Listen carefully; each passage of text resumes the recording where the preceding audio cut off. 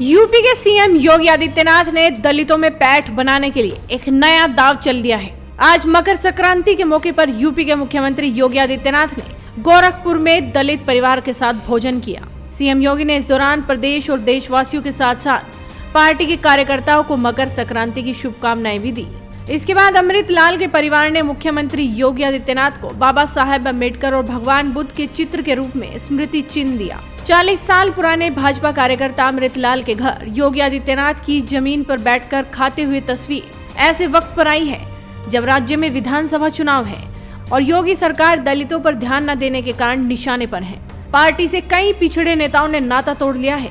पिछले 3 से 4 दिनों में 3 मंत्री समेत 1 दर्जन से ज्यादा विधायकों ने बीजेपी का साथ छोड़ दिया है। राज्य में कई मंत्रियों और विधायकों के इस्तीफे से भी पार्टी संकट में नजर आ रही है। लेकिन जिस तरह से सीएम योगी ने आज दलित परिवार के घर भोजन किया, इस तस्वीर के कई सियासी मायने हैं।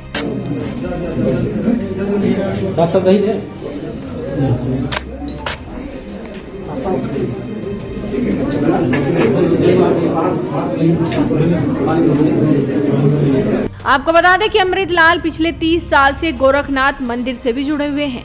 वहीं किसी दलित के घर खाना खाने की परंपरा मठ में 40 साल से चली आ रही है। योगी आदित्यनाथ के गुरु महंत वैद्यनाथ भी इस परंपरा को निभाते थे।